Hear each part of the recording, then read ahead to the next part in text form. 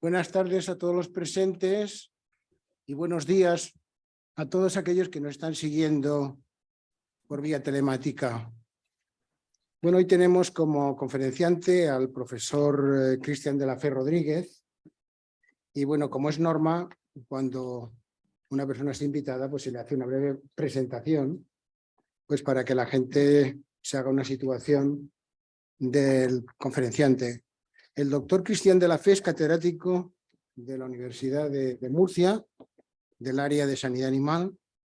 Se licenció en veterinaria y se doctoró con premio extraordinario en el área de Ciencias de la Salud en la Universidad de Las Palmas de Gran Canarias. Se incorporó a la Universidad de Murcia, una vez acabado el doctorado, y bueno, ha sido vicedecano de la Facultad de Veterinaria y ha ocupado cargos importantes como ser responsable de los riesgos biológicos en el Comité de Bioseguridad en Experimentación Animal de la Universidad de Murcia, ¿no? Además de ser miembro del COVID entre el año 2020 y 2021. Ha desempeñado tareas de asesor con el Ministerio de Agricultura, con la Agencia Española del Medicamento y con consejerías de comunidades autónomas, concretamente Castilla y León, Castilla-La Mancha o Cataluña. A nivel de investigación, trabaja en el estudio de las enfermedades infecciosas, principalmente en el ámbito de los rumiantes, integrando aspectos de su epidemiología, biología molecular, diagnóstico y control. Ha participado en más de 100 trabajos en revistas incluidas en el JCR y más de 40 artículos en revistas de ámbito nacional e internacional. Es autor del capítulo a Galaxia Contagiosa del Índex Merck y bueno, tengo que decir para terminar pues que ha participado en proyectos competitivos de forma regular desde el año 2000, ha dirigido 10 tesis doctorales, actúa como revisor de distintas agencias de investigación, no solamente de España, sino de Francia, Austria o Georgia. Y por último quería destacar pues que ha sido director general de universidades de la región de Murcia. Ha dimitido pues recientemente, ¿no? A petición propia. Sí, bueno. A petición propia. Y con esta breve presentación pues le quería yo introducir y que nos va a hablar sobre el continente africano como origen de enfermedades emergentes. El ejemplo de las viruelas. Tiene usted la palabra. Muchísimas gracias.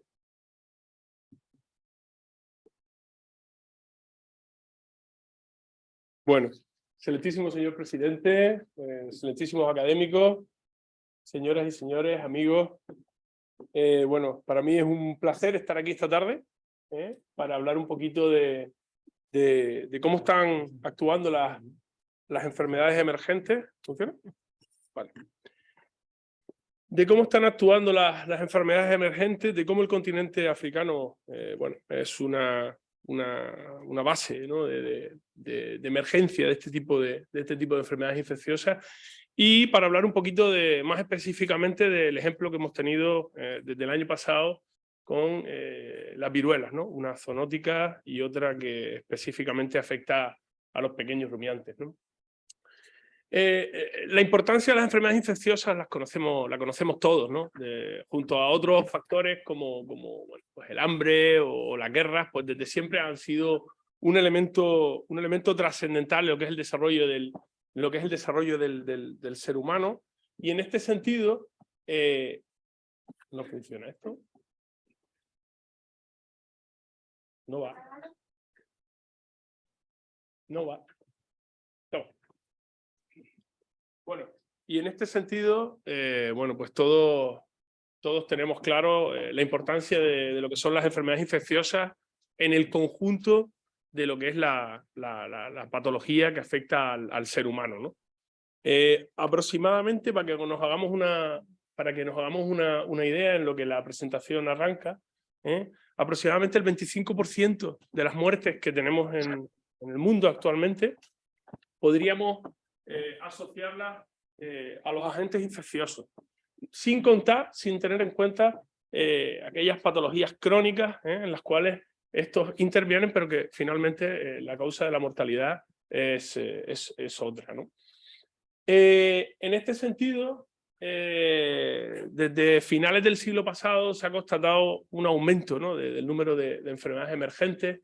en muchos casos, en la mayor parte de los casos, tanto como un 60%, agentes zoonóticos, y dentro de los agentes zoonóticos, muy involucrados las infecciones que proceden de las especies silvestres, ¿no? Si hacemos una división etiológica, evidentemente las bacterias también tienen una importancia trascendental en ese número de nuevas enfermedades emergentes, si bien en muchos casos están asociadas más a la resistencia de los antibióticos, la generación de resistencia en diferentes géneros bacterianos, que lo que es la aparición de nuevas bacterias, ¿no? Dentro de todas esas enfermedades emergentes, vamos a encontrar procesos que son zoonóticos en los diferentes estados, bien infecciones en las cuales el agente el reservorio siguen siendo exclusivamente los animales, pero de ahí saltan a las personas, y a partir de ahí, en función de la facilidad de la transmisión entre las personas, pues encontramos diferentes estados hasta llegar a infecciones como el SIDA, en la que ya solo se ha producido se produce la transmisión entre las personas, ¿no? Aquí englobaríamos un poquito lo que ha sucedido, lo que ha acontecido con la viruela, de los simios, la viruela símica. Comentaremos un poquito, porque algunos aspectos de lo que ha acontecido este año pasado incluso podría llevarnos a pensar que ha habido ciertos cambios en la propia epidemiología de la infección. Pero también tenemos que tener en cuenta que hay una serie de infecciones que no afectan al ser humano, pero que por su trascendencia sobre la sanidad animal y el efecto social y económico que generan, pues también hay que considerarlas, ¿no? Hay que englobarlas dentro de ese conjunto de enfermedades emergentes con una gran trascendencia para nuestra sociedad, ¿no? Y aquí podríamos englobar también la segunda infección, en la cual vamos a comentar un poquito qué es lo que ha pasado, que es el caso de la viruela ovina y caprina, aunque realmente estemos hablando de la viruela ovina, ¿de acuerdo? Dentro de lo que son las enfermedades emergentes zoonóticas, evidentemente los virus ARN se mueven fantásticamente en ese contexto, ¿no? Que la mayor parte de los virus zoonóticos que han emergido desde mediados del siglo pasado, la inmensa mayoría son virus ARN, ¿no? Lo que pasa que lo que tenemos que entender es que realmente asistimos no hay un equilibrio, sino a un juego entre los microorganismos, sus hospedadores y el ambiente que los rodea.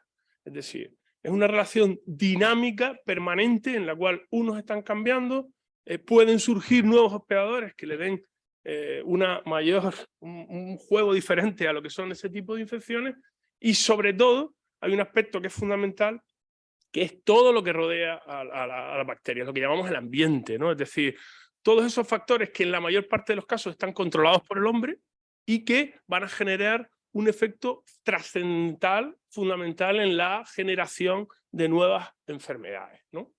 En este sentido, siempre se ha asociado la presencia de una elevada biodiversidad en un lugar, en un sitio, en una zona, con la posibilidad de que emerjan más, o que haya más posibilidades de que emerjan infecciones nuevas, ¿no? Y en este sentido, más que hablar de biodiversidad, lo que debemos hablar es de la alteración de la biodiversidad. Es decir, cuando el ser humano principalmente ejerce su acción sobre un ecosistema donde hay mucha biodiversidad, normalmente esos cambios suelen facilitar mucho el que se generen nuevos agentes, nuevas infecciones, nuevas posibilidades de contacto entre los agentes infecciosos y los hospedadores. Acelera mucho la generación de esas enfermedades emergentes. Yo creo que no hace falta hablar de los diferentes, de todas esas posibilidades, ¿no? De todos esos factores, ¿no? Es decir, desde el uso del suelo, el cambio climático, el propio comercio, la facilidad que tenemos hoy en día de movernos o de mover mercancías de un sitio a otro, todo eso al final facilita el tránsito y las posibilidades de contacto y de generación de nuevas infecciones. En este sentido, claro, somos capaces de valorar determinados factores asociados a todo ese equilibrio hospedador, agente y lo que es el medio ambiente, y somos capaces de localizar determinadas zonas donde es mucho más fácil que puedan emerger este tipo de infecciones.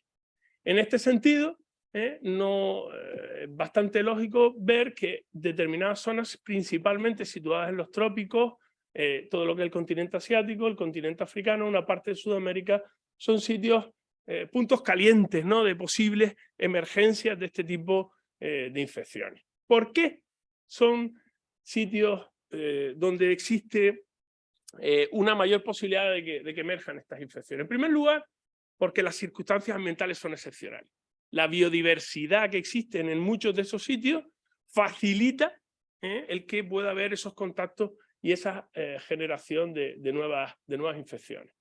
Luego, una realidad que tampoco podemos obviar, y es que el día a día cotidiano de esas personas no es el mismo que el nuestro.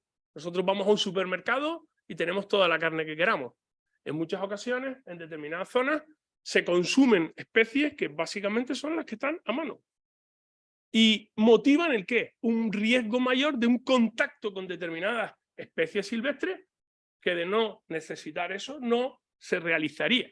Todo eso al final está generando nada más que oportunidades de que se generen esas nuevas infecciones, esas nuevas enfermedades emergentes.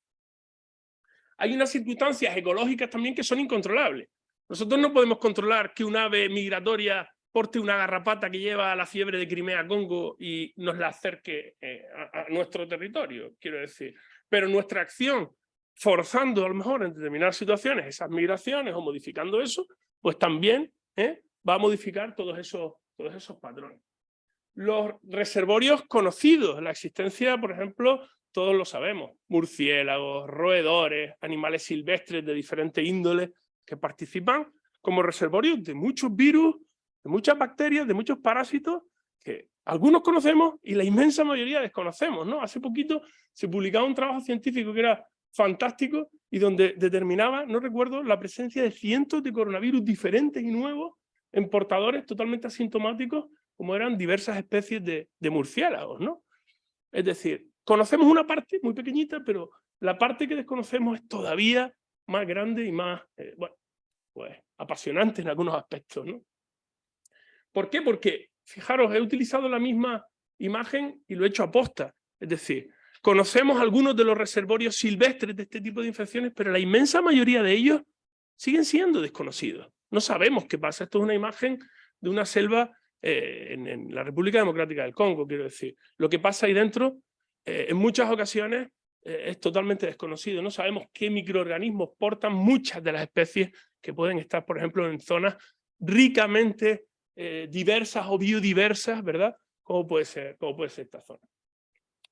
Por eso, hoy, bueno, he traído aquí un poquito este análisis de dos enfermedades emergentes, como son el monkeypox y la viruela del mono, la viruela símica y la viruela ovina, como ejemplos de enfermedades emergentes que han partido de África, ¿no? La verdad que podíamos haber elegido cualquiera, muchas. Podríamos haber hablado de Crimea-Congo, de las que no han llegado, de los filovirus que ojalá no lleguen nunca, como el ébola o el Marburg. Es decir, tenemos un montón de ejemplos.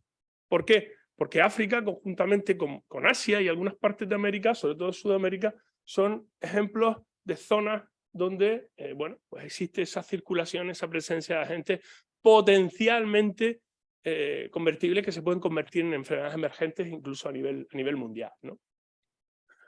Hoy vamos a hablar de dos enfermedades, dos infecciones, bueno, muy parecidas en algunos aspectos, pero también bastante diferentes, ¿no? Con la intención simplemente de que hagamos un pequeño análisis, esa es mi idea, de lo que ha pasado y de qué factores pueden estar un poco asociados a su emergencia, ¿no?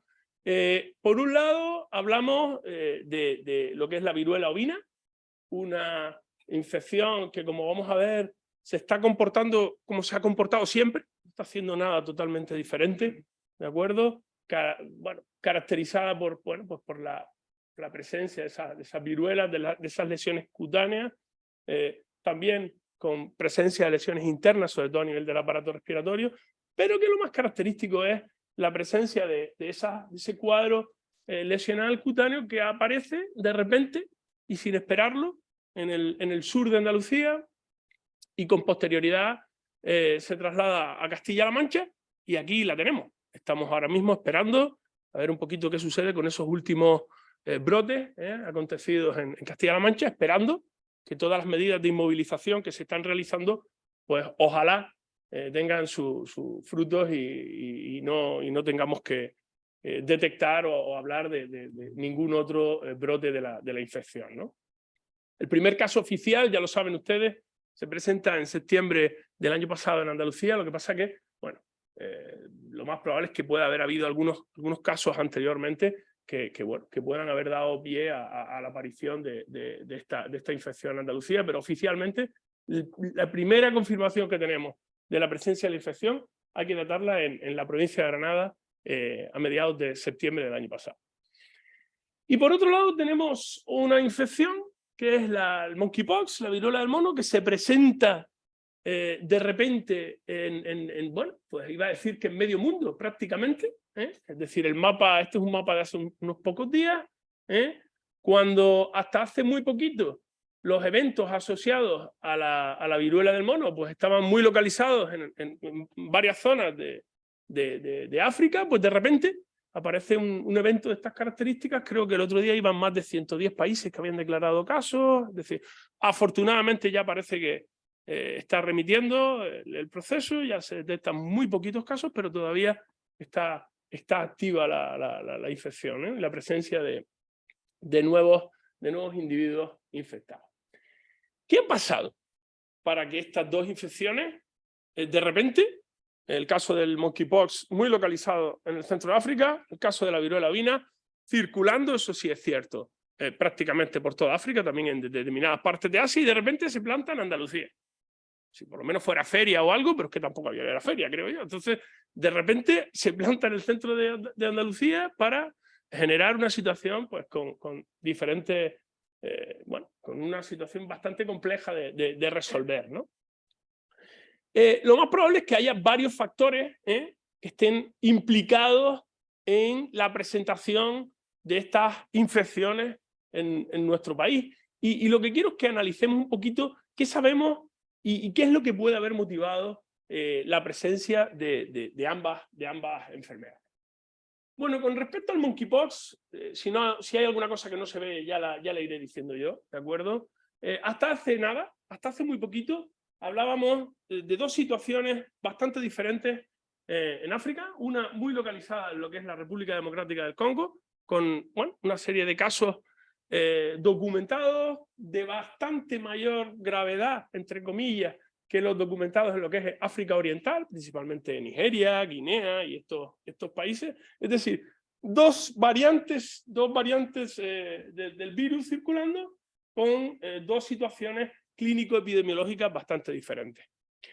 Lo que pasa es que sí que es verdad que cuando uno empieza a ver esa documentación se da cuenta de que tienes que tomar las cosas con ciertas precauciones. ¿Por qué? Pues porque, por ejemplo, en la República Democrática del Congo se documenta el número mayor de casos asociado, por ejemplo, a la guerra, cuando estalla pues, alguno de los episodios de las guerras del Congo. Es decir, obliga a la gente a meterse en la selva a buscar algo que comer y ya en un momento determinado pueden documentarse infecciones de este tipo. ¿Significa que no esté circulando el virus antes? ¿O que, si no me equivoco, en la década de los 70-80 solo se documenten 10 casos? Yo creo que no. Yo creo que evidentemente ese número está bastante infravalorado. Pero los datos que circulan en determinadas épocas en esas localizaciones a veces no son fáciles de interpretar, ¿no? De repente se presenta en eso, lo que estábamos comentando, en media Europa, en medio mundo, generando además una situación, al menos durante las primeras semanas, creo que lo recordarán, que parecía que iba a ser un segundo episodio de COVID. Realmente, cuando había miles de casos prácticamente a la semana, fue una situación bastante compleja.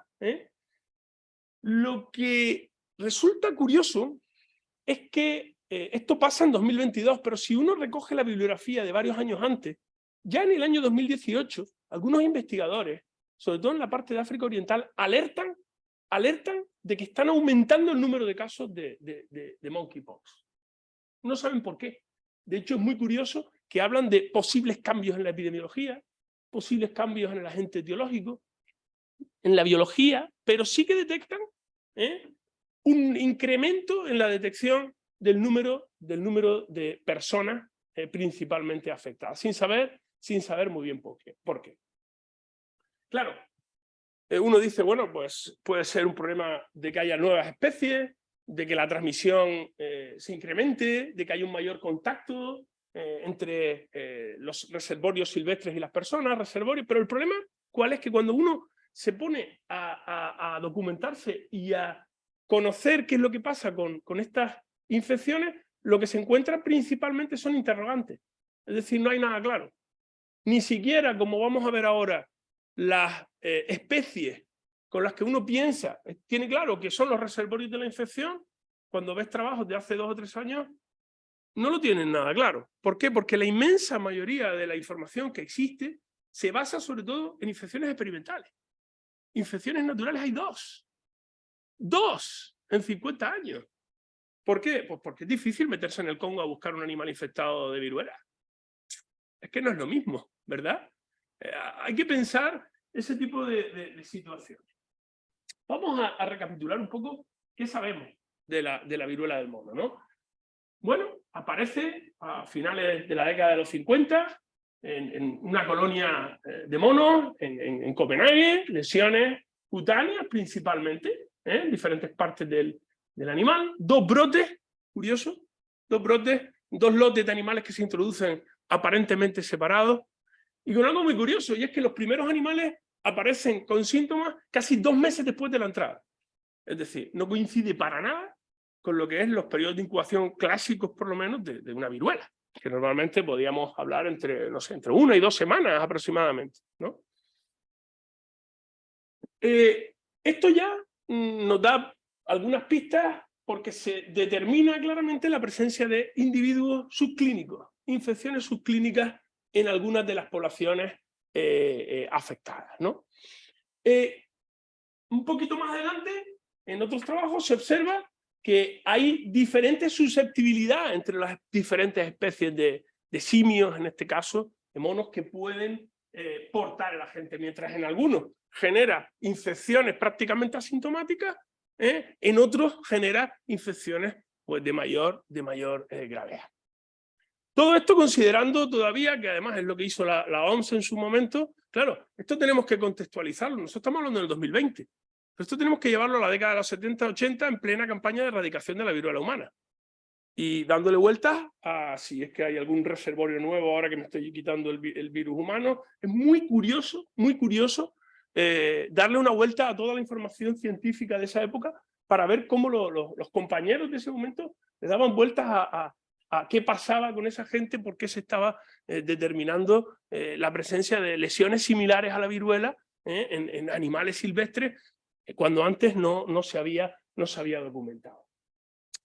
Avanzando un poquito más, vemos que, bueno, porque empiezan a aparecer otras especies animales que puedan ser portadoras de este agente o incluso introducirlo. Se habla de un oso hormiguero que mete la infección en un zoológico, concretamente el Zoo de Ámsterdam, donde en función de la especie que se ve afectada, pues aparecen una serie de síntomas o no. Pero hay algo que es muy curioso, y es que la OMS empieza a darle vueltas a decir, pero es que estoy recogiendo sueros y sueros y sueros de animales procedentes de Asia y de África y salen todos negativos. Es extraño que si estamos hablando de la viruela del mono, una infección que afecta exclusivamente a los monos, o al menos donde ellos son el reservorio más importante, de repente solo no aparezcan individuos infectados.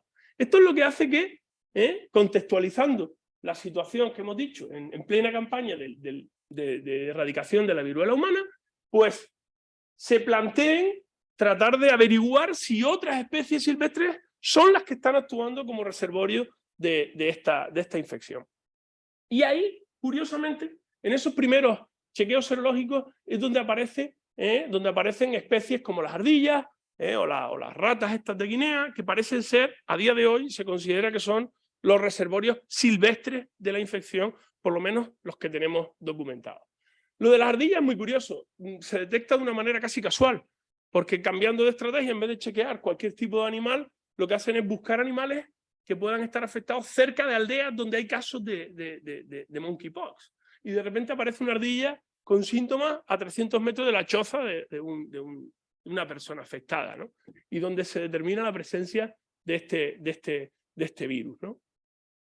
lo que se observa es que las ardillas son capaces, o sea, una vez se le inocula el virus, a los pocos días, pues presentan lesiones clásicas de todo tipo, a nivel oral, a nivel ocular, incluso en el aparato respiratorio, ¿de acuerdo? Y lo que es más importante, eliminan activamente el agente por todas estas vías que hemos comentado. Es decir, son animales bastante susceptibles a la infección, independientemente de que se realice la inoculación vía intradérmica o intranasal, replicando o tratando de replicar las vías naturales de infección de este tipo de procesos, ¿no?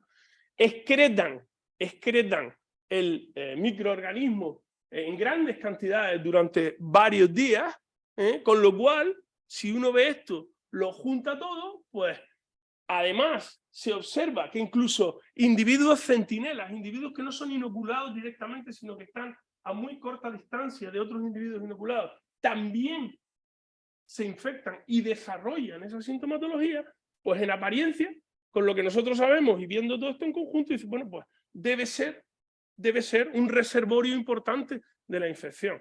En eso se basa lo que nosotros hoy en día pensamos de que las ardillas son prácticamente uno de los reservorios más importantes de este virus. Con las ratas pasa un caso completamente diferente. Tenemos que pensar en lo que es el comportamiento de los individuos. Estos son individuos solitarios que viven en madrigueras, que no se relacionan prácticamente con otros animales, que aparentemente cuando se les inocula el virus, algunos de ellos, muy pocos, desarrollan cierta sintomatología, muy poca, pero la mayor parte de ellos, curiosamente, están infectados, eliminan el virus en grandes cantidades y no tienen síntomas ninguno. Alguien podría pensar, bueno, esto puede ser positivo para evitar en parte la transmisión de la infección, pero es al contrario. Porque al vivir en madriguera, al no tener síntomas ninguno, ¿qué hace? Evita o no impide que el animal salga y elimine el agente a otros. Porque si se viera muy afectado, igual se metía en la madriguera y ya no salía. Pero como no sucede así, ¿de acuerdo? Y además hay una cuestión muy importante también, aparte de documentarse la eliminación del virus por diferentes localizaciones, y es que es un animal que es muy consumido. Se come mucho por parte de las poblaciones locales. Con lo cual, si tenemos un individuo que aparentemente, clínicamente, no tiene ninguna lesión, no tiene ninguna evidencia de estar enfermo, está eliminando el virus porque está infectado y además yo me lo como, pues evidentemente estoy generando muchas posibilidades, ¿verdad?, de ese tipo de interacciones que estábamos comentando con anterioridad, ¿no?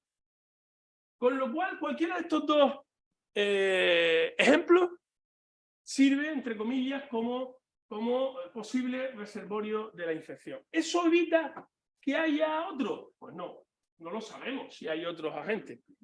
Hablamos de estos dos porque es lo que conocemos, pero de hecho, cuando uno mira toda la bibliografía científica que hay, se da cuenta de que hay evidencias de que otras especies pueden infectarse y poco más. Quiero decir, tampoco hay muchos más detalles al respecto, pero por tanto las posibilidades son múltiples, ¿no?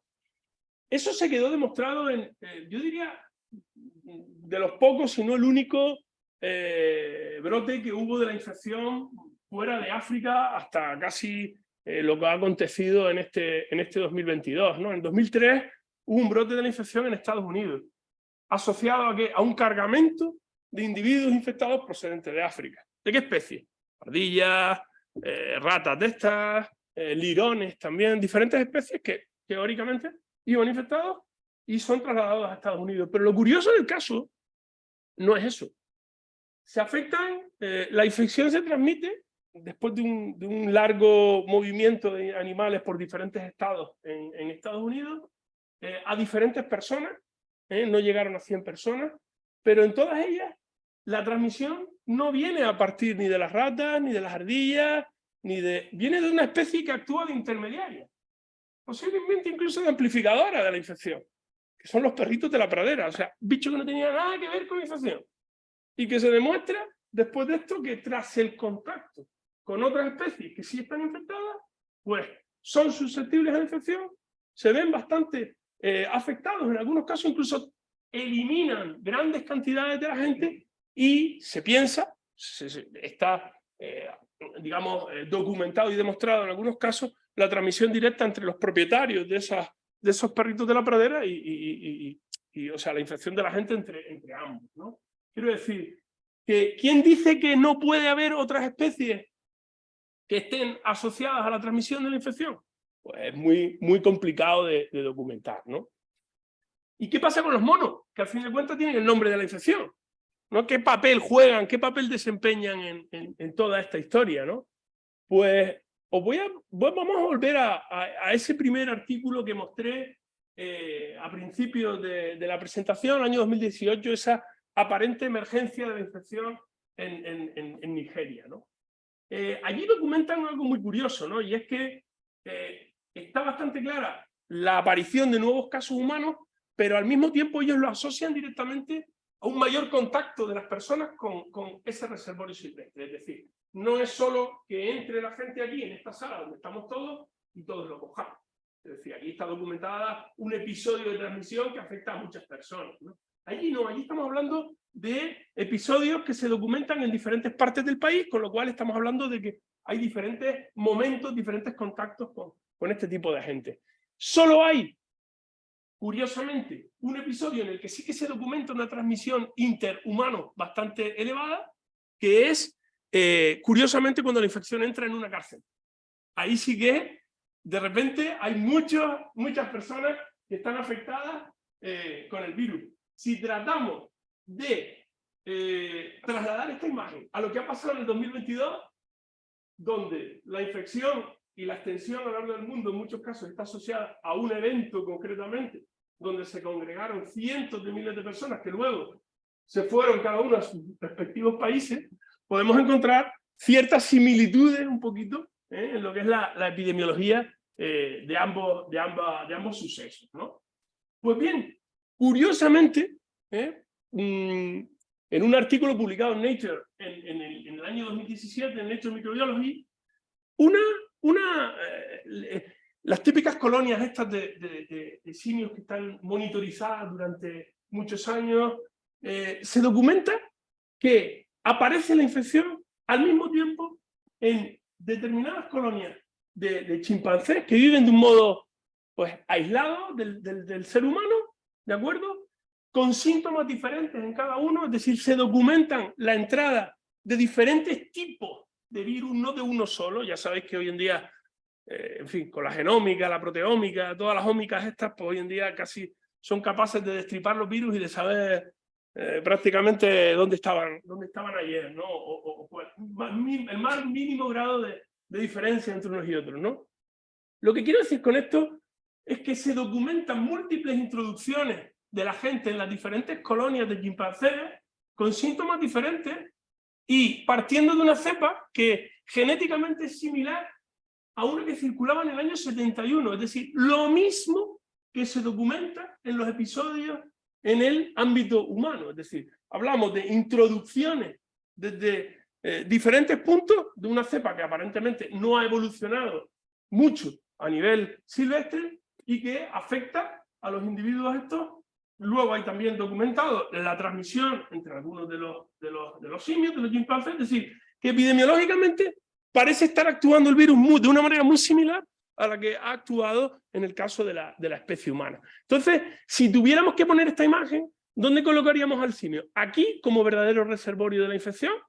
¿O aquí como, digamos, otro hospedador terminal, casi más de la misma, ¿no? Evidentemente, los indicios parecen que, aunque tenga el nombre de la infección, lo lleven puesto por esas primeras descripciones de la misma, lo cierto es que parece jugar un papel que no es el de reservorio real de la infección, sino aparentemente, bueno, pues sufrir este tipo de procesos, igual que la especie humana, ¿de acuerdo? Lo acontecido en el 2022, pues yo lo asociaría un poquito analizando los múltiples factores que podemos considerar a la hora de tener en cuenta qué es lo que ha pasado, pues al propio, ¿cómo decir?, al propio comportamiento humano en muchos aspectos. Evidentemente tiene que haber algo relacionado con ese incremento de la presencia de la gente en las zonas donde tradicionalmente se ha presentado, que podríamos ligar a muchos aspectos como cambios en ecosistemas, es decir, tiene que haber diferentes factores que hacen que ese riesgo permanente se haya incrementado y que luego determinadas situaciones propias del contacto entre los propios seres humanos han generado la presentación de esta epidemia, pues, de las dimensiones que hemos vivido en el 2022. Y afortunadamente se ha documentado, o escasamente documentado, que nosotros no somos capaces de transmitírselo, por ejemplo, a nuestras mascotas. Porque la que se vio cuando apareció el único caso hasta ahora documentado, si no me equivoco, en Francia, de la transmisión de una pareja a su mascota, a su perro, que apareció con determinadas lesiones que dijeron que podía ser monkeypox. Imaginaros la que se puede haber liado, la que se podía haber liado si resulta que ahora yo también se lo puedo transmitir a mis mascotas. Es decir, todo este tipo de cuestiones las hemos vivido con la COVID-19, ¿verdad? Con la cuestión de que los perros y principalmente los gatos, ¿no?, podían jugar cierto papel epidemiológico aquí. Afortunadamente, en el caso de la viruela, pues aparentemente no están jugando, no han jugado ese papel. El caso de la viruela ovina es totalmente diferente. Es una infección que durante siglos hemos vivido en Europa, en España, que afortunadamente desde el año 68 no teníamos, y que de repente, como hemos comentado, pues se presenta en nuestro país, pero lo hace comportándose igual que siempre. No ha hecho nada diferente. Sabemos que aunque se hable de viruela ovina y caprina, realmente son infecciones diferentes, son virus diferentes, y de hecho, este agente se está comportando clásicamente como lo hacen las cepas propias de la viruela ovina. Es decir, clínicamente no se está observando ningún problema en el ganado caprino, solo se ven afectados individuos de la especie ovina. ¿De acuerdo?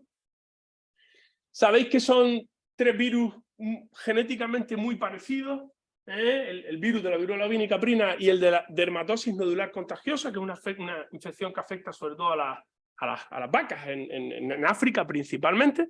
Es decir, no estamos viendo nada extraño y de repente, eso sí, bueno, pues aparecen estos cuadros lesionales, ya lo sabéis, máculas, pápulas.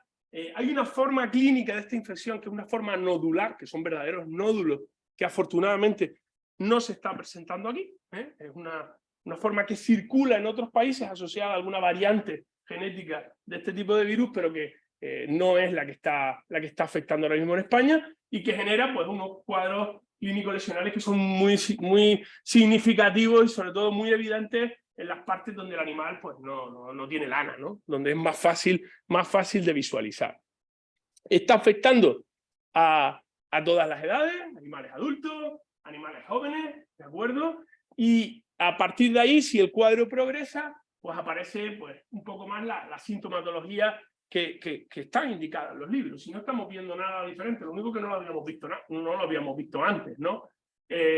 Si el cuadro progresa, pues ya aparecen las típicas ulceraciones, estas en forma de botón, de las que habla todo el mundo, y evidentemente el animal, en esas 2 semanas aproximadamente que transcurren desde que empiezan con los síntomas hasta que empieza a generar todo ese cuadro lesional, es el momento crítico en el cual el animal es, digamos, más peligroso y transmite la infección, pues, prácticamente a todo lo que esté alrededor. Cuando esto arrancó, he de reconocer que hubo algo que nos confundió mucho. A mí me confundió un montón. Yo nunca había visto viruela ovina, evidentemente, ni caprina tampoco. ¿De acuerdo? Y es que, claro, cuando uno lee los libros, lo primero que ve en muchos casos es morbilidad 100%, mortalidad casi. Tú esperas que cuando entre la infección en el rebaño, aquello sea casi como la hecatombe. Entonces, claro, cuando te llaman y dicen, ¿cuántos animales tienes afectados? 1. ¿1? No puede ser. No, claro. Luego lo asimila a esto y es lógico. Porque la infección inicial se produce ¿en cuánto? En 1, en 2, en 3, en 4 animales, los pocos que contacten inicialmente, que son los que dan la cara, donde aparecen los síntomas transcurrido el periodo de incubación. Y a partir de ahí, pues se va ampliando, y afecta, pues, prácticamente a la totalidad del rebaño, ¿no? Sabemos que estos animales pueden transmitir la infección durante varios meses. Sabemos que la infección se puede transmitir por diferentes vías, principalmente vías respiratorias, a partir de las lesiones internas que tenga el animal, pero también a través de contacto directo con las propias lesiones que tiene el individuo en la piel. Sabemos que los vectores pueden jugar un papel en la transmisión también de la infección, es decir, no se está comportando de un modo diferente a lo que está descrito y lo que está en la bibliografía. ¿Un problema que tiene esta infección? Pues que la gente, si está lo suficientemente protegido, digámoslo así, si está en un ambiente umbrío, donde hay humedad, es decir, la gente puede aguantar incluso meses. Lo cual, claro, cuando tú tienes un rebaño que a lo mejor ha tenido una infección de este tipo y has tenido animales eliminando y pastorean y los transportas si no hay síntomas y, claro, evidentemente, ojalá, ¿no? Sería mucho más fácil luchar si sabes que a las 24 horas cualquier agente que esté fuera del animal está inactivado. Pero eso, en este caso, no sucede así. Los últimos casos de viruela ovina documentados en Europa hay que localizarlos en Grecia, en Bulgaria, hace aproximadamente 6-7 años. En este caso, aunque no se sabe tampoco cuál es la procedencia exacta de esos brotes, se piensa que llegaron a partir de Turquía, posiblemente donde circulan en los pequeños rumiantes por una serie de agentes que nosotros no tenemos. Pero lo cierto es que el número de casos que se observaban en los primeros rebaños infectados eran muy similares a los nuestros. 1, 3, 2 de 100, 4 de 100. Sí, epidemiológicamente no estamos viendo nada diferente, ¿no? Entonces, claro, de repente esta infección se presenta en el centro de Andalucía, en Granada. Y dice, ¿esto cómo ha llegado? Volando no va a llegar. No va a llegar. Es decir, aquí hay dos maneras de entrar. O con un animal infectado, con lo cual tenemos que asumir que ha entrado ilegalmente, con las consecuencias que eso tiene, o, como es un virus que aguanta bastante bien en el material, en la ropa, en las botas o en cualquier cuestión, pues tenemos que pensar que puede haber entrado de esa manera. Es decir, son las dos posibilidades que hay. Esto no es el virus aftoso que vuela por el aire y se transmite a 300 kilómetros en la isla de Man. ¿De acuerdo? No. Aquí ha entrado así, o caminando, caminando, o a dos patas o a cuatro. ¿De acuerdo? Entonces, es algo importante y trascendente. ¿De dónde puede haber venido? Hombre, lo más lógico a pensar es que puede haber llegado del norte de África. Porque si uno empieza a tirar de bibliografía, se da cuenta de que los últimos 10, 20, 30 años, todos los países del Magreb, todos los países del norte de África, Marruecos, Argelia, Túnez, todos documentan la infección endémica de viruela ovina, además. No viruela caprina, viruela ovina. Es decir, se está comportando igual que acontece en este tipo de países, ¿no? Incluso en algunos de ellos han intentado comenzar campañas de vacunación para tratar de controlarlo. Lo que pasa es que, claro, volvemos a lo mismo, en sus circunstancias. Marruecos, por ejemplo, comenzó una campaña de vacunación muy importante frente a la viruela ovina hasta que llegó la peste de los pequeños rumiantes. Entonces dijo, es que para los dos no tengo. ¿De acuerdo? Cortó la vacunación de una cosa, evidentemente se incrementa otra vez la casuística, no terminas de controlarlo. ¿Qué sucede? Pues que tienes el problema permanentemente circulando en todas las zonas del país. Lo mismo acontece en Argelia. Podíamos estar analizando la situación en cada uno de estos países porque existe la información. Ellos hablan de que la situación es crítica y endémica en cualquiera de estos países, ¿no? Además hablan de que la transmisión entre los diferentes rebaños está clara. ¿Dónde se incrementa? Donde hay rebaños muy grandes, transhumancia, mercados semanales. Es decir, ¿qué están documentando? Contacto directo entre los diferentes rebaños, que todos sabemos que además es lo que ha sucedido en los rebaños que están afectados o donde se ha determinado la presencia de la infección en España. Es decir, esta infección, al contrario, que ha pasado con el monkeypox, que ha pasado algo, digamos, no detectado previamente, sí que se está comportando de una manera muy habitual, ¿no? Zonas de cuestiones a tener en cuenta, pues evidentemente se han ido viendo y se han ido analizando la presencia de pastos comunes, la necesidad de cerrar y de inmovilizar los rebaños, pero lo gracioso de todo esto es que no estamos descubriendo nada. Cuando uno coge y empieza a tirar de información en nuestro país varios años, varios siglos atrás, encuentra cosas como el amojonamiento. Dice, ¿esto qué es? Claro, cuando tenían rebaños con viruela, ¿qué hacían? Pues los separaban del resto y esperaban a que aquello se cortara, y colocaban pues todas estas señales, ¿no? Un poco para, digamos, de aquí paso yo y ahí no estás tú. Es decir, al final es lo que estamos haciendo nosotros. Estamos haciendo lo mismo, pero manteniendo nuestros rebaños sin contacto hasta que detectemos cuál está infectado y cuál no está. ¿Vale? Porque, evidentemente, plantearse otras opciones aquí en España, como el tema de la vacunación, ahora mismo no tiene ningún sentido, ¿no? Sobre todo por las implicaciones comerciales y económicas que tiene para nuestros productores y para nuestro sector, ¿no? Por tanto, ¿qué ha pasado con el caso de la viruela ovina? Pues posiblemente algún tipo de comercio, movimiento, en todo caso, comportamiento humano, es decir, al contrario que lo que puede haber acontecido en el caso de la viruela de los monos, la viruela símica, donde sí que parece que hay algún tipo de cambio a nivel de los reservorios o de la presencia y el contacto con el ser humano, en el caso de la viruela ovina se está comportando de una manera habitual a donde se encuentra presente. ¿Qué conclusiones sacamos de todo esto, de lo acontecido en el año 2022? La verdad que llevamos unos años, ¿verdad?, bastante complicados, ¿no? Entre la COVID y todas estas cosas, pues bueno.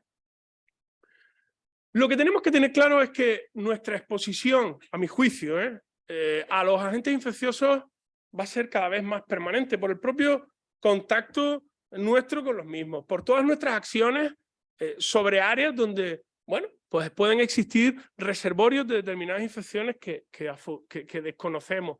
Y por tanto, eso tenemos que asumirlo, ¿vale? Tenemos que asumir que ese contacto, bueno, va a ser más permanente y que hay muchos factores, algunos controlamos, otros no controlamos, que pueden estar asociados a la emergencia de la infección.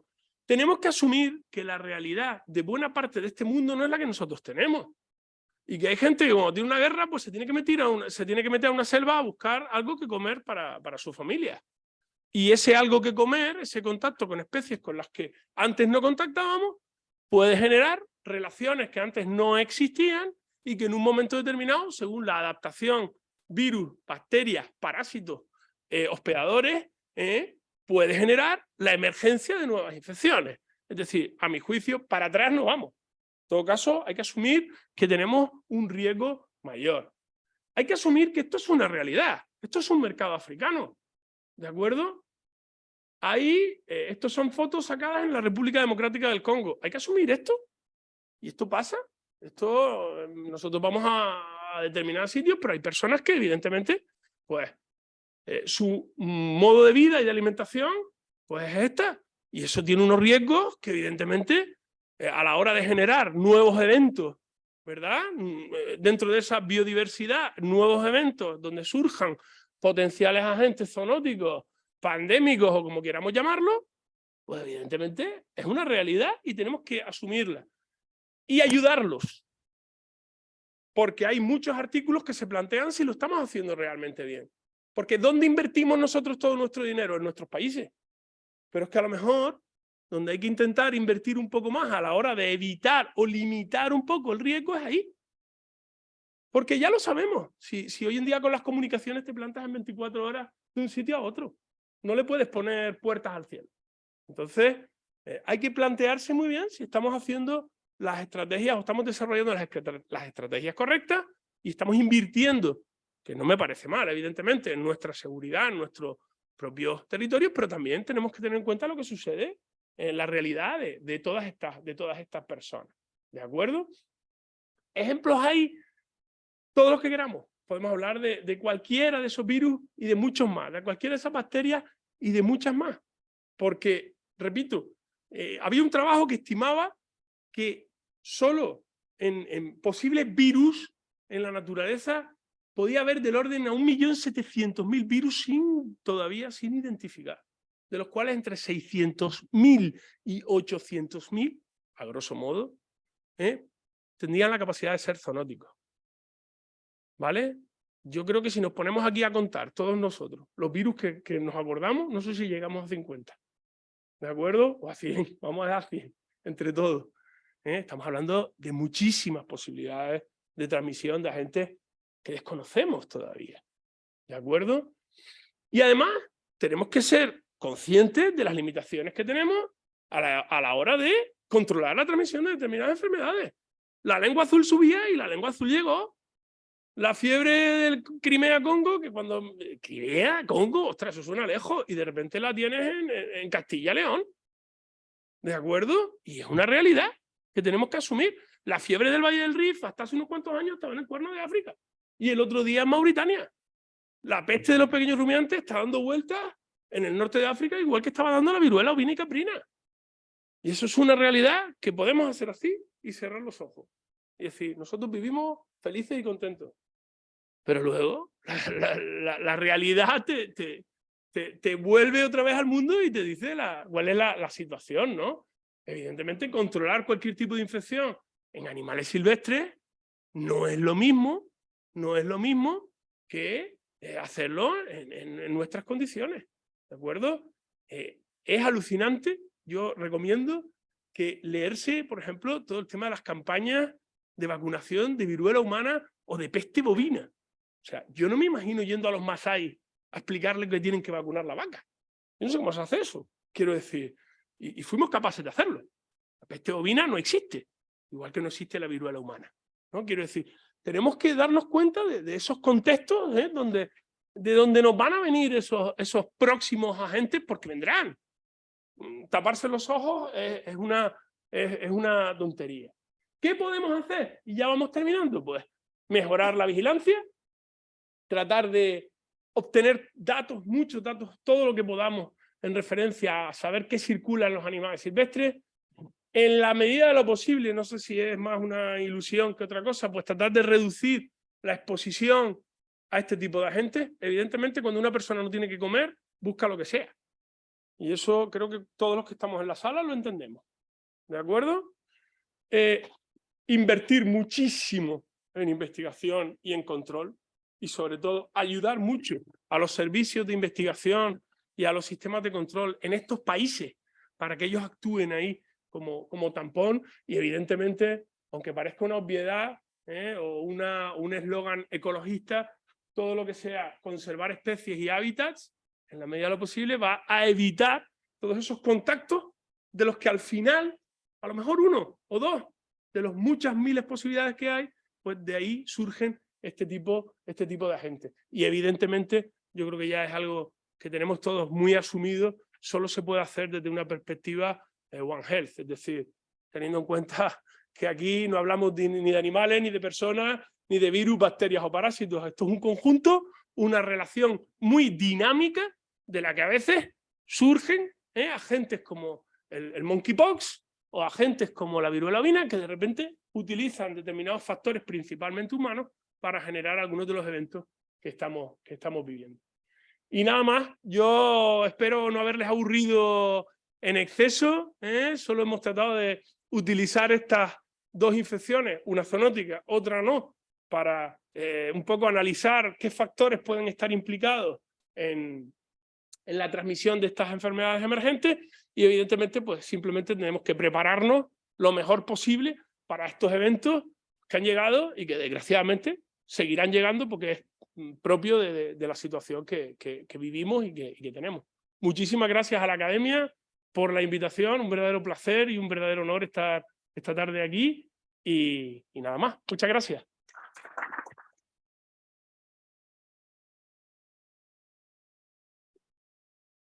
Muy bien. Le tengo que dar nuestro agradecimiento también por parte de la Academia, que nos haya dado esta magnífica conferencia y sobre todo por el tiempo, ¿no? 55 minutos, que está muy bien. Y bueno, como es normal en la Academia, pues se tiene que abrir un poco a discusión. ¿Quién quiere participar? ¿Quién quiere hablar?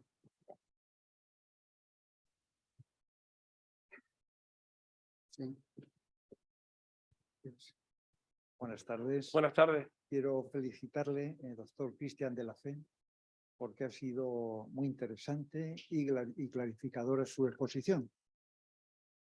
Voy a presentarme, soy el doctor Guijarro, soy médico militar, cirujano vascular Muy bien.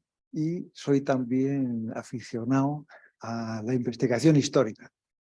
Por ahí va a ir mi pregunta, a ver si me la puede solucionar.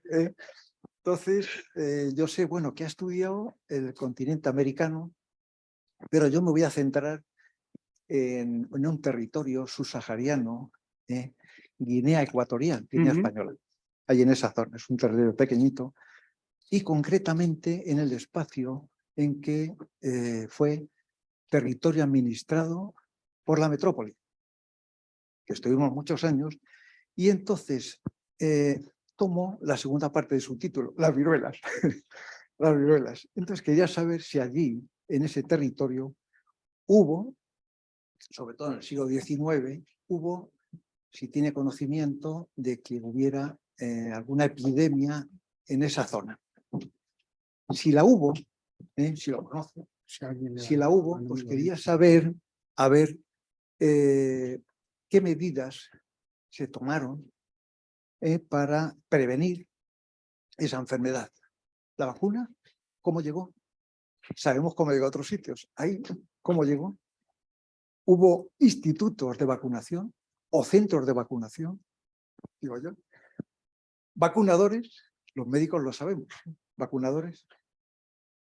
Y luego, si hubo la enfermedad, que seguramente la hubo, yo creo que, no estoy seguro, creo haber leído, quiero recordar, voy a dar una pista, que allá por 1860 y tantos, creo que hubo una epidemia, pero no estoy seguro, creo que la hubo. Y luego la enfermedad que se instauraría allí, si hubo algún tratamiento. Le digo esto porque en el siglo médico sí que vienen registrados tratamientos en el siglo médico. Y tengo aquí colegas que seguramente algunos de ellos a lo mejor lo saben. Yo solamente mencionar, por ejemplo, el remedio indio. Había uno que se llama remedio indio. Eso viene publicado en el siglo médico. Y la sal de antimonio. El remedio indio era, lo leí, tuve curiosidad, y entonces eran unas plantas que utilizaban los indios de Halifax, en la Nueva Escocia y Inglaterra, para tratar la viruela.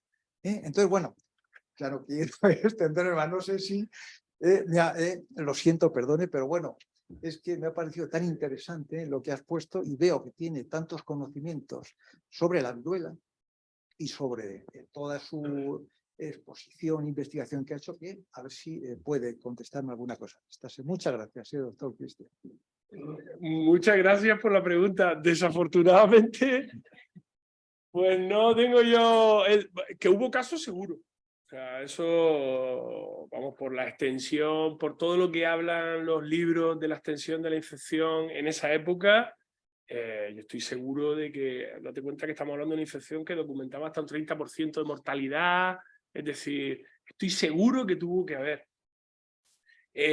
Luego, claro, tenemos la documentación de la expedición Balmes, de todo ese... que fuimos nosotros los pioneros. Iba a decir una palabra, pero ostras, que también tenemos que sacar, ¿verdad?, pecho cuando es así, ¿no? Pero desafortunadamente no conozco exactamente la situación que pudo acontecer allí, ni si existe documentos, que posiblemente los haya, en este sentido, ¿no? Afortunadamente no soy un experto en historia de las infecciones, aunque sí he leído algunas cosas, pero no concretamente, no recuerdo yo ahora mismo que tenga información exactamente en referencia a eso. Pero que tuvo que haber casos, seguro, porque tal y como documentan la extensión de la infección, los síntomas, las imágenes que hay, aunque sean recientes, estoy totalmente seguro de que tuvo que haber, ¿no? Ya hablar de cómo abordaron aquello y qué remedios pudo haber, la verdad es que no sabría, y me encantaría decirte algo más de lo que has comentado, ¿no? Lo siento. Doctor Alberto Montoya. Muchas gracias, señor presidente. Ha sido un placer escuchar a Cristian Nos ha dado una conferencia magnífica, yo lo conozco hace años y yo sé que es así, es vitalista, es simpático, se come las conferencias, se lo has leído todo, se lo has de la estudiado época del todo. fútbol, Alberto. Es un placer. ¿Cómo está Monkeypox ahora? ¿Qué es lo que quiero saber? Porque hiciste un enunciado, es verdad que vino después de la pandemia. Si alguien dice para adelante, nos confinan otra vez, Sí. porque los médicos dijeron una cantidad de tonterías, los veterinarios también dijeron una cantidad de tonterías, pero yo creo que veníamos ya como vacunados de todas las tonterías que habían dicho con COVID y nos pilló así un poco más prevenidos. ¿Cómo está la situación ahora? ¿Qué pasó? ¿Cómo ha ido? ¿Qué ha pasado? ¿Dónde está? Pues bueno, para eso te vas al CDC, que tiene todos los datos habidos y por haber, y ya sabéis, con actualizaciones mensuales y tal, y ahora mismo sigue habiendo nuevos casos semanalmente, pero son muy pocos, ¿de acuerdo? También es cierto que lo más probable es que el número de casos diagnosticados esté infravalorado, es evidente, ¿no? Pero sigue estando la infección, digamos, activa en determinadas zonas, pero sí que es verdad que la situación se ha parado por completo, ¿no? Fíjate que el otro día teníamos una reunión de trabajo muy interesante. Hay que ver lo que se aprende cuando se junta con los hospitales en la región de Murcia, con los compañeros de las unidades de enfermedades infecciosas, y allí pues un poco debatíamos de todo, de los monos, de las personas, y viendo un poco aprendiendo un poco el funcionamiento, ¿no? Y fíjate que ya la consideran una enfermedad de transmisión sexual. Es decir, prácticamente que la transmisión que se ve ahora mismo a nivel mundial está asociada al contacto directo entre personas. Es decir, es verdad que pudo haber un evento zoonótico inicial. De hecho, en los primeros casos en el Reino Unido está documentada la llegada de algunas personas de esa parte de África Oriental al Reino Unido con la infección. Pero a partir de cierto momento se le pierde un poco la pista, ¿no? Y ya luego es a partir tengo que decir, del evento que si no hay ningún plan ocurre en el sur de Gran Canaria, ¿de acuerdo? Donde se concentran pues cientos de miles de personas y que luego cada uno se va para su casa. Y ahí en muy pocos días, pues evidentemente el contacto de tantas personas genera una casuística y una dispersión de la infección a nivel mundial, que yo pienso que si no existe un evento o no hubiera existido un evento de esas características, no hubiera pasado por la propia transmisión de la infección.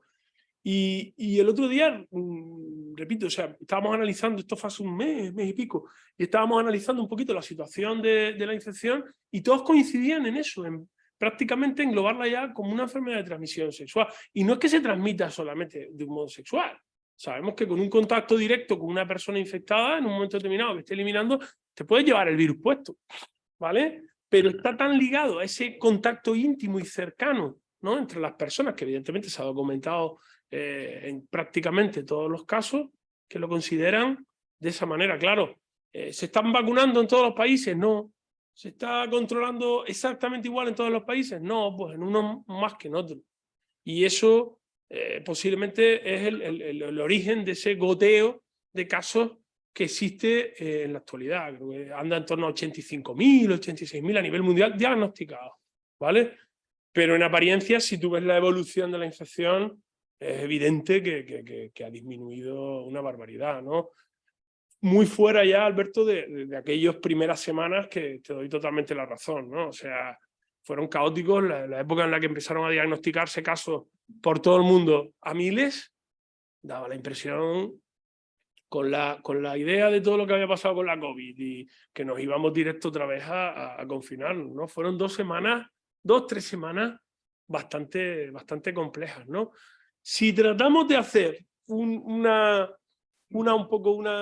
similitud con algo, vemos que a pequeña escala, muy pequeña escala, ese mapita que he puesto de lo que aconteció en Nigeria 2 o 3 o 4 años antes, es muy parecido. O sea, si tratamos de asimilar lo que sucede en un recinto cerrado como es una cárcel, donde hay un contacto muy directo entre muchas personas, y eso lo tratamos de asimilar a lo que pudo pasar en el sur de Gran Canaria, evidentemente se está comportando de una manera muy similar. Evidentemente tenemos que pararlo, porque hay que pararlo ahora por esa transmisión, ¿no?, entre personas. Pero da la impresión de que lo que más tiene que preocuparnos para el futuro no es esa transmisión entre personas, sino esos eventos de reservorios silvestres que aparentemente están presionando y generando cada vez más infecciones humanas en esos territorios donde el virus sí que circula en la naturaleza y hay verdaderos reservorios, ¿no? Me da la impresión, ¿eh? Muy bien. El doctor Tresguerres. Lo primero, felicitarle por la charla que ha sido muy interesante, sin ninguna duda. Yo me pregunto si ese acto al que usted se refiere, que exactamente no sé qué fue, pero me puedo imaginar, en el sur de Gran Canaria, hubiera ocurrido en los años 80, quiero decir, en donde el 100% de la población estaba todavía vacunada de la viruela, ¿habría tenido las mismas consecuencias? No. No. Porque muy buena pregunta y muy buena cuestión. No. Vamos, evidentemente esto lo digo sin datos, ¿no? Lo que yo pienso, no es mi opinión. ¿Por qué?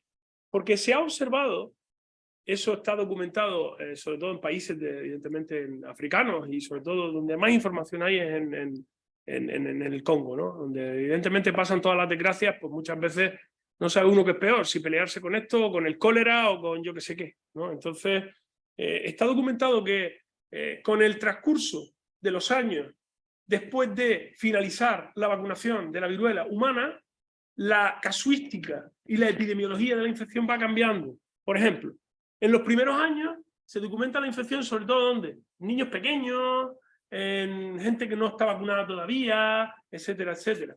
Mientras que a medida que van pasando los años y va transcurriendo el tiempo entre la finalización de la vacuna humana frente a la viruela, pues la casuística va cambiando y va afectando cada vez a personas de más edad. La edad media de la casuística va aumentando. ¿De acuerdo? ¿Por qué? Porque es evidente, la vacunación frente a la viruela humana tenía una protección, ejercía una protección cruzada contra el virus de la viruela símica. Está clarísimo. ¿Cuánto? Eso ya nos podemos poner a discutir. Un 80, un 85, un 90. Pero evidentemente lo más probable es que la viruela símica lleve mucho más tiempo aquí del que nosotros nos hayamos dado cuenta, pero toda la casuística inicialmente y toda la vacunación después frente a la viruela humana ha enmascarado, entre comillas, el efecto de la viruela de los simios. ¿Qué pasa? Que al desaparecer uno, pues el otro dice, ostras, ya a medida que va pasando la protección de la población, porque va transcurriendo muchas generaciones que ya no están vacunadas, pues evidentemente eso te hace susceptible a la nueva infección. Por lo tanto, estoy completamente de acuerdo con usted. ¿Hubiera pasado lo mismo? Hombre, nunca se sabe, pero lo más probable es que si la población que se juntó en el sur de Maspalomas hubiera estado vacunada frente a la viruela humana, lo más probable es que no hubiera pasado nada o que el número de casos hubiera sido muy limitado.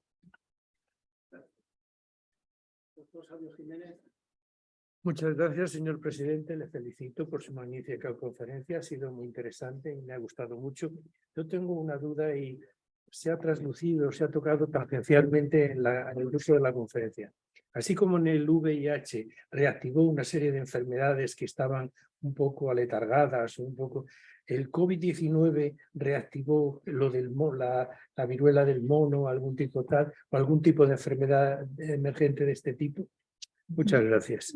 Es una cuestión muy interesante y muy profunda, porque habría que ver estadísticamente cómo se han comportado todo este tipo de enfermedades que pudieran estar asociadas en un momento determinado a cualquier estado que afectara a las personas. Yo creo que particularmente en el caso de la viruela del mono, me da la impresión de que no tiene ese efecto.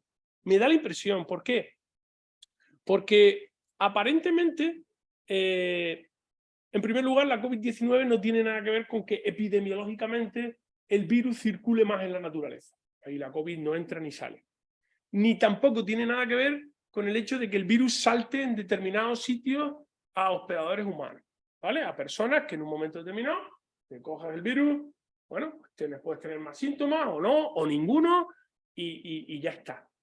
Pero es que en este caso aparentemente está todo tan relacionado con ese evento físico en un sitio donde se juntan tantas personas y donde evidentemente el contacto físico está más que demostrado, a partir de ahí es cuando se genera el problema. Y ahí estamos hablando pues, de marzo de 2022.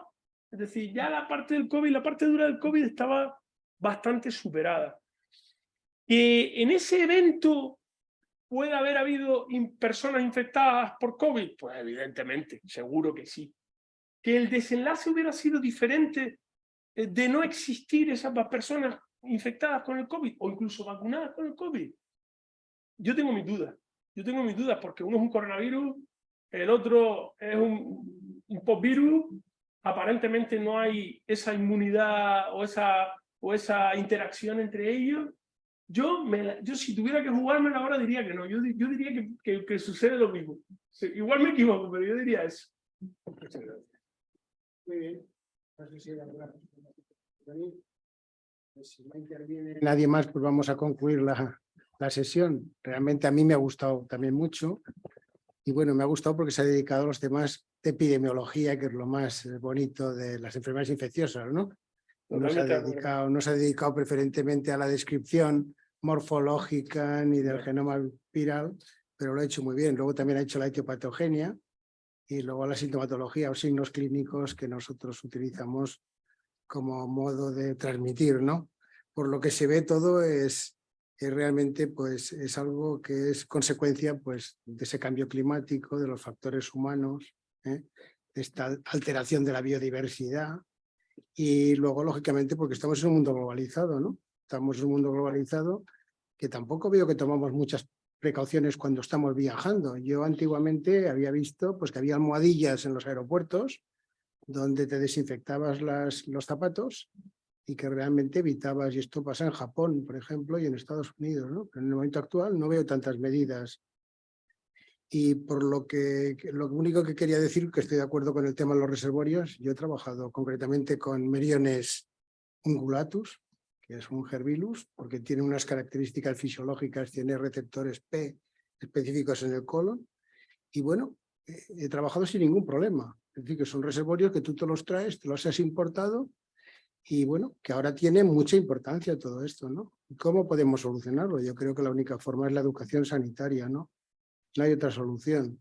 Completamente de acuerdo. Yo creo que es la única manera. Educación en todos los sentidos, ¿no? Pero cuando ves estos mercados en África, como hemos visto, que comen de todo, dices, bueno, hay que hacer algo, ¿no? Los países más desarrollados tendrán que hacer algo en los países en desarrollo, ¿no? Hay una serie de trabajos que son muy interesantes, además están publicados en las revistas de más alto nivel, tipo Nature o Science, donde discuten eso precisamente, ¿no? Es decir, ostras, está muy bien que los países desarrollados inviertan dinero en sus poblaciones y en sus medidas preventivas y en muchas cosas más, pero como no hagan lo mismo, o parcialmente, donde se generan las epidemias, que no es aquí normalmente, luego el resto, como ha dicho el señor presidente, va a pasar. Es que no le puedes poner. Hoy en día, lo que estábamos hablando es que te mueves de un lado para otro con una facilidad que intentar hacer un bloqueo de una infección parando los aviones, que parece ridículo hoy en día.